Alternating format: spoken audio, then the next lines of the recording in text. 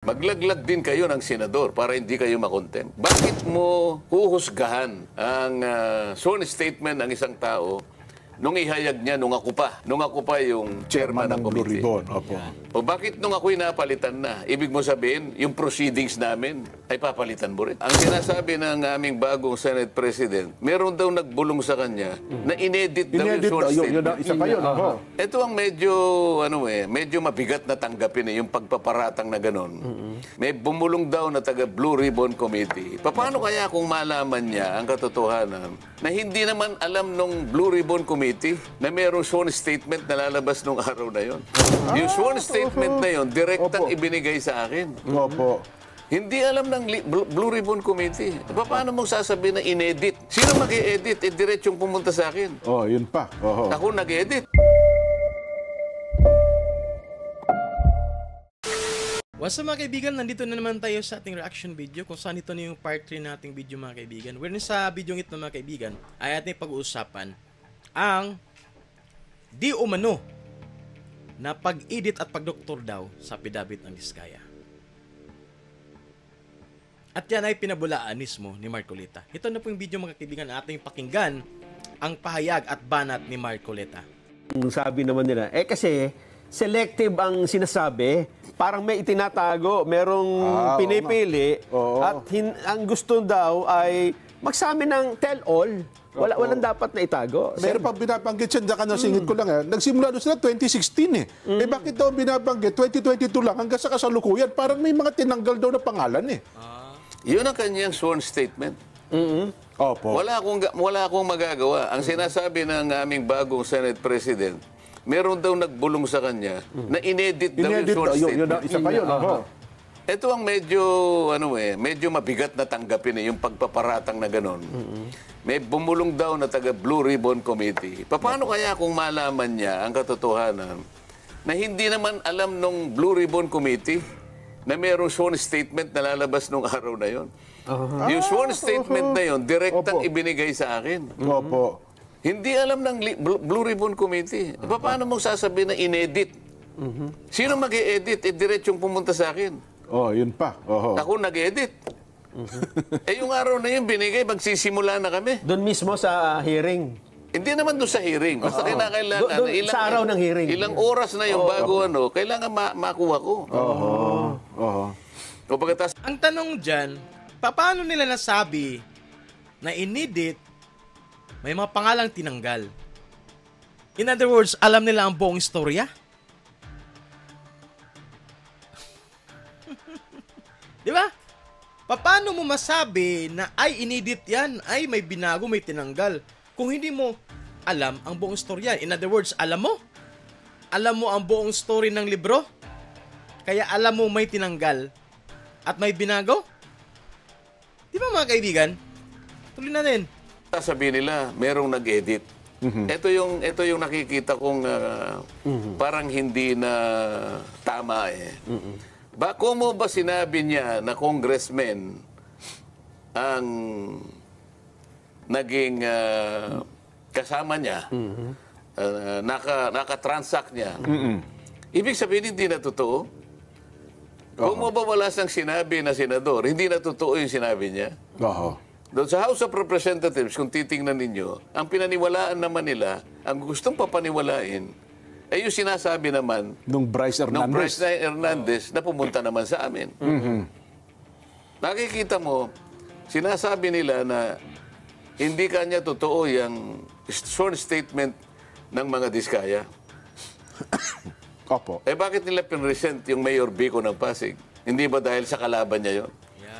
Ano naman nung aming presidente na Senado ngayon, yung Vico Soto? Hindi ba pamangkin niya? Pamangkin, yes po. O di may politika dito, hindi ba? Kaya mo lang ba sinasabi, kaya mo dinidiminish yung value nung sworn statement na yon dahil kalaban siya ng pamangkin mo sa politika. Kung ako siguro, dapat hindi ako magkukomment sa bahagi na yun . Opo. Sapagkat kalaban ng aking pamangkin ito, hindi siguro magre-recuse siguro ako . Hindi ikaw ang magbo-volunteer na palagay ko inedit ito.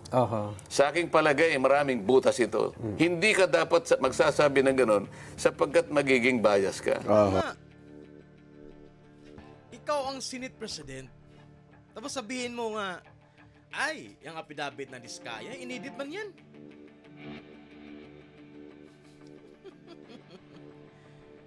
May school bukol talaga tayo mga kaibigan. Tuloy natin. Dahil kalaban niya ng pamangkin mo. Sa politika. Itingnan mo na lang. Tinawag si Mayor Bico sa House of Representatives. Hindi para magbigay ng testimony. Hindi para magbigay ng dokumentong makakatulong para makakuha ng maraming batayan. Nagsabi siya ng opinion niya Tungkol sa mga Diskaya. na sinungaling ang mga taong ito. Yes, opo. Ang opinion ba'y tinatanggap sa pagdinig? Oho. Opinion mo yun eh. Sa bawat pagdinig, mapakorte man o ibang quasi-tribunal, quasi-judicial tribunal, ang opinion, binabaliwala. Oho. Hindi tinatanggap ang opinion. Bakit kinakailangan siyang magpahayag ng opinion doon? Oho. O pagkatapos, inahanap ko yung... Kasi Senador Marcolita, pinatawag nila yun para i-discredit ang affidavit ng Diskaya. Gusto nilang ipamuka sa madlang people na ang Diskaya ay nagsisinungaling at hindi credible ang kanilang affidavit. Yun eh. Yun ang point ng Kamara. Bryce Hernandez. Kasi pinahiram sa House of Representatives at doon ay tumistigo. O ba't hindi na sinuli? Opo. Tinanong ko yun. Sabi ko, Mr. President, bakit hindi sinuli sa atin? Hindi ba? Ito yung sulat mo. Babasahin ko sa'yo. Opo. Oo. Paihiram ko sa inyo, sabi niya, pero pagkatapos ng hearing ninyo, ibalik ninyo ng madali, Opo. ligtas, dito sa Senate. O ba't pinanatili mo ka ako sa Quezon City QCPD? Sa Krami. Sa Krami. O, sa Krami. Detention Center. Sa Opo. Krami. Bakit Custodial ganun? Center. Oh. Uy, nag-request sa akin si Speaker eh. Teka muna. Opo. Yun na yung napanood namin na nagkaroon ng viral ngayon sa social media. Bakit pag na-request na yung Speaker, sabi ko, sumusunod ka sa Speaker? Pero yun naman daw po kasi siya, na-request ng Bryce. Susunod siya. Close friend sila eh. Papit eh. Pwede ba natin sabihin papit si Soto ni Romualdez mga kaibigan? Sumunod. Sa Kongreso. So bilang puno ng Kongreso, ay siya naman ata. Sino ba ang dapat magpasya kung saan siya madidetain? Yung na-contempt? O yung otoridad na nag-contempt? Yung nag-contempt. Kayo, nakastanding yung contempt order ng Senado. Hindi ka pwedeng mamili kasi ikaw ay nasa legal custody ng Senate. Nanganganib daw po siya doon, Sen eh. Kaya kapag hindi mo siya sinuli, binibigyan mo ng credential sinasabi niya. Ayun. Sa mga tweet, sabi ko, ang hindi ko kayang tanggapin, kaya hindi mo siya masoli dito, naniwala ka na nanganganib siya dito Senado. Tatanggapin ba natin yan? Naniniwala siya sa word ni Bryce Hernandez na nanganganib. Pero ang Diskaya mga kaibigan, siniside na lang ng bagong Senate President. So kung titimbangin natin mga kaibigan, si Bryce Hernandez mas binibigyan ng timbang kaysa Diskaya. Sino ba ang mas may maraming isiniwalat na pangalan? Di ba Diskaya? O sabihin na lang natin, ang dalawang resource person na yan ay may isiniwalat na mga politiko. Bakit hindi patas ang treatment ni Soto sa dalawang ito? Yun na nga sinabi mismo ni Marcolita. Dahil ba ang Diskaya ay kalaban ng pamangkin mo? Diba? In other words mga kaibigan, sana man lang hindi na sana magsalita si Soto dyan. Kasi nakikita ang bias mga kaibigan. Nagkaroon ng politika. So dahil sa mga pangyayari mga kaibigan, ay mas lalo nating nakilala, mas lalo nating nalaman ang totoong dahilan bakit tinanggal at pinalitan si Marcolita sa Blue Ribbon Committee. Kayo na ang humusga base sa mga naririnig natin sa pronouncement ni Marcolita. Diba?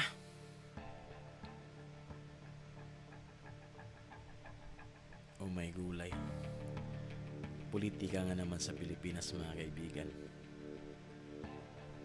Kaya talaga ang mga Pilipino, mga kaibigan, dapat ang ating makialam. Spread the news, spread nyo yung mga komento ng mga vloggers. Yung mga vloggers lang naman na nagsabi na totoo at nabibigay ng opinion na iniimbento. Mahirap din kasi, di ba? So, nakabase lang ang ating mga pronouncement base sa ating mga nakikita, mga kaibigan, no? Tuloy na din. Tayo, Senado, hindi natin kayang proteksyonan. Opo. Ito ngayon ang problema. Sabi ko, medyo madidisgrasya ang integridad ng ating inquiry dito pagka ganyan. Oo. Bakit ayaw mo siyang bigyan ng witness protection program at kinakailangang magsoli? Bakit si Hernandez, hindi mo siya sinabihan na magsoli ng perang katakot-takot na halos bilyon-bilyon ang ipinatalo? Pala, mas malaki pala ang pera din nun, ha? Oho. Bakit ganun? Oho. Ang daming sasakyan din nun. Nakikita nyo ba ang pagkakaiba ngayon? Oo nga Pagka po, no? nandun sa House of Representatives, kagyat na bibigyan ng witness protection kahit hindi siya magsoli. Kaya Diskaya, kailangan magsoli ka muna. Tingnan po ninyo ang pagkakaiba. Hindi naman daw ata. Yan. Kita na talang pagkakaiba, mga kaibigan. Nakikita natin kung paano nila minamaniobra na ngayon ang nangyaring hearing dyan. Halata masyado. Na-iskul-bukol tayo, mga kaibigan. Klarong-klaro sinabi ni Marcoleta. Anong klaseng ano to? Ang Diskaya hindi pinapahalagahan. Ang si Bryce pinapahalagahan, binibigyan agad ng witness protection program.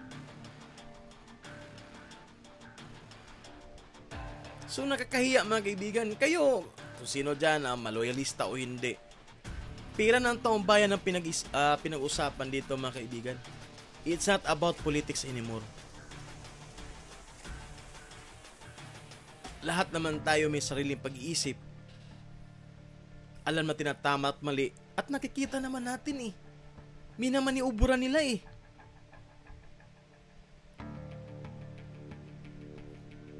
Halatang halata masyado, mga kaibigan, ang ginawa nila. So kaya kailangan natin suportahan ang mga nanawagan, mga iba't ibang leader dyan na nanawagan, na yun na nga, kailangan natin magsalita. I-voice out natin ang nakita nating mali, lalong-lalo na sa corruption na ito. Di ba? Humihingi na maging witness itong si Bryce Hernandez. Hindi ka, i-cover nga. Pinoprotektahan. Yun nga yung yun nga yung gusto nilang mangyari. Magsabi ka lang ng totoo. Merong nag-text sa akin. Yan. Isa sa mga tumutulong na legal officer sa mga Diskaya. May kinausap siya ng isang congressman daw. Maglaglag din kayo ng senador para hindi kayo makontempt. Ganito na ba? Oho. Tingnan ninyo, historically, ano ba nangyari kay Grijaldo, hindi ba? Opo. Ganon, sila yung gumagawa nun. Sa Senado, walang ganon . Yun ang nangyari kay Garma. Yan ang nangyari kay, doon sa pulis, yung Ed, nakalimutan ko yung apelyido. Pero sa Senado, walang ganong klaseng kasaysayan. So, gusto ko makita ninyo yung pagkakaiba. Meron ka bang karapatan na sabihin mo na may butas itong parang hindi totoo, parang inedit? Bakit mo huhusgahan ang sworn statement ng isang tao nung ihayag niya nung ako pa yung chairman ng Blue committee? Ribbon. Opo. O bakit nung ako'y napalitan na? Ibig mo sabihin, yung proceedings namin ay papalitan mo rin. Pinagtalunan, inapprove, ito yung ginawa namin, napatunayan namin na kailangan niyang magkaroon ng protection. Ito yung hiningi niya. Kaya gumawa ko, kagad ako ng sulat bilang chairman. Bininbin niya. Alam niya kasi papalitan na pala ako. So, ang ginawa niyang dahilan ngayon, kaya hindi niya pinirma yung sulat ko, hindi na ako ang chairman. At binigay niya raw kay Chairman Ping. Si Chairman Ping naman, nag-uusap na raw naman pala sila, kailangan magsoli muna. So, yun po yung nangyari. Sa makatwid, yung aming ginawang proceedings, kino-question pa nila . marami raw sa mga kasama namin ang dissatisfied sa direction na Yun nga raw po. tinatahak namin. Oo, yun pa po ang binabanggit. Oo. Ano bang direksyon ninyo? Siguro, liwanagin natin. Ano bang direksyon ang gusto nyo? Ayun. Di ba? Oo. Kami ang direksyon namin matuwid Kayo, anong gusto yung direksyon? Sino siya para sabihin niya na dissatisfied? Sino sa mga kasama namin dissatisfied?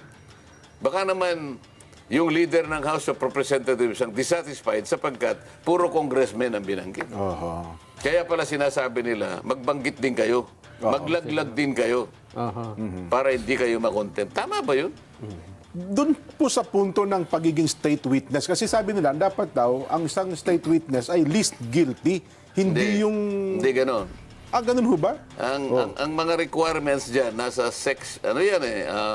Republic Act 6981. Okay. Basahin niyo yung Section 3 at saka yung Section 10, pagsama-samahin nyo. Ito yung mga requirements ngayon sa aking pagkakatanda. Una, Opo. yung offense, yung krimen na kung saan dapat siyang tumestigo is a grave offense. Grave talaga to, plunder ito. Opo. Wala kang ibang makukuhang tetestigo. Okay. Ito lang. So, qualified din siya. Sila nga lumitaw Kaya sabi ko, makipag-unahan kayo kasi kung sufficient na to, hindi ko na kailangan yung iba. Oo nga. Kasi hindi na kayo magko-qualify. Tama po, sapat na nga po na. Hindi na kayo magko-qualify Oo dito nga sa isang naman, requirement. Kung nakipag-unahan ngayon yun. At yung ganyang testimony can be corroborated in material facts. Ibig sabihin, makukunan niya. Yung mga tumitestigo are not the most guilty. Yan. Yun ang requirement. Pagkatapos, meron pa sinasabi ron, nanganganib ang buhay, ang kanilang kaligtasan, at ang kanilang seguridad. So lahat ng mga yun, kung titingnan mo, babagsak lahat sa kanila. Tama-tama. Pero yung sinabing, magbayad ka muna, hindi kasali doon. Sa batas na yon.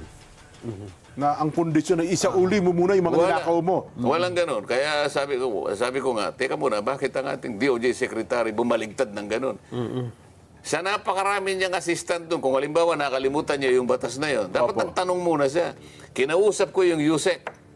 Nag-apologize sa akin. Sorry po, Sen, sabi niya. Mali po ka niya yung sinabi niya. Nako. Ngayon, sinasabi ko ngayon. Balikan ninyo yung Section 3 at saka Section 10 ng Republic Act 6981. Tingnan po ninyo doon kung may sinasabing kailangang magsoli. So kung wala kinakailangan magsoli, bakit yung Bryce Hernandez, wala kayo sinasabi na magsosoli? Oo nga pala, no? Oo. Isa rin sa may pinakamalaking... Ang nangyayari ngayon sa nakikita ko, yung aming Pangulo ng Senado, mas gusto niyang proteksyonan ng mga congressmen kaysa sa mga senador. Kaya kayo nung binanggit ni Bryce Hernandez ang Senator Jinggoy at Senator Joel, ayun. Sinutektahan si Hernandez. Si Hernandez ang nakaproteksyon ngayon. Sinabi ko, teka muna, bakit ka ako nasa krame? O di nagtalo-talo kami. Ay siguro, alam nila, hindi nila mapangangatwiran. Bumaba siya. Kaya ko lang naman ginawa yun, sabi niya Mamaya kapag tayo ang nanghiram, hindi rin nila tayo pahiramin. Ano ba ito? Hiraman ba ito? Yun nga ang punto. Yun ang lumabas doon sa iyong pagpupulong, Sen. Pero sinabi ko sa kanya, ano ngayon kung hindi tayo pahiramin? Marami naman tayong sarili. Iyon pa na yung katwiran niya. Kaya niya daw ginawa yun sapagkat baka sakaling manghiram din ang Senado. Ako lang hindi ako nanghihiram. Bakit hindi mo ako kinonsulta? Bakit kita ko konsultahin? Ako ang Senate President. Yun po ang kanyang katwiran ako pa yung chairman That time, Nung i-commit mo siya sa Quezon City, sa Krame, hindi napalitan ka na nun Hindi ka ako. Tingnan mo ka ako itong account ng news. 2:15. Nung maalis ako ng chairman, 5:24. Yun pa yung palagi mo ka niya. Ako ang chairman Hindi mo binasa yung Section 6 ng ating tuntunin. Basahin mo. Ano nakalagay doon, Sen? The committee alone. Sabi niya. Ako lang. Bilang kayo chairman ng komite. Oo, sige, kausapin mo. Tapos sabi naman ni Senator Lacson, buti naman yan, medyo, sabi niya, bro, okay na ba sa'yo kung ilagay na lang natin sa Pasay City? Tayo naman, hindi naman tayo palawan. Ayaw natin nakikipagtalo palagi. Pares din lang yun naman. Gusto ko lang, maalis siya sa Krame. Sapagkat Quezon City yun. Ang Senate Pasay City. So yun na nga mga kaibigan, no? Narinig naman natin Mas pinaboran pa ni Soto ang Kongreso kaysa Senado. Doon na lang sana sa Senado o sa Kongreso, no? Di ba? So, ang nangyari ngayon mga kaibigan, mas pinaniwalaan daw ni Soto si Bryce Hernandez kaysa mga Diskaya. Klarong-klaro naman ang sinabi ni Marcolita. There's no need for me to explain na, di ba? Kaya, wala. Ano mangyayari ngayon sa hearing? So, ito na. Narinig na natin ang mga pronouncement ni Marcolita. Nasagot na ang ating mga katanungan, bakit ganun? Bakit biglang nagkaroon ng kudita sa Senado? Yun na pala. Kailangan dipinsahan kasi napangalanan na ang kanyang kaibigan. So ito na mga kaibigan, kitang-kita na natin kung ano na nangyari sa Senado. Nagkawindang-windang na. At saka malaking insulto to, hindi lang sa Blue Ribbon Committee at sa taong bayan mga kaibigan. Biruin mo. Tatlong hearing ng Blue Ribbon Committee, baliwalain mo yun. Ang daming taong nanood, ang daming na-impluwensahan sa hearing na yun, tapos parang binabaliwala ng bagong leader ng Senado. Diniscredit ang affidavit ng Diskaya. Mas pinaburan ang pronouncement ni Bryce Hernandez. Ang daming plano ni Marcolita na wherein even mag-change pa ng chairmanship ay kailangan itong ipatuloy. Pero anong nangyari? Iba na. So, nahang ang request ng Diskaya na mabigyan ng Witness Protection Program. So, ang ano dyan, ano ang gagawin ng Diskaya? Kasi kung babawiin nila yung statement nila, mas lalo silang nagmukhang sinungaling. Ayan. So anong masasabi niyo mga kaibigan sa mga ginawa ng bagong Senate President ng Senado ngayon? Paki-comment po sa baba mga kaibigan. Kailangan po nating makialam sa mga ganitong usapin kasi lahat tayo epektado.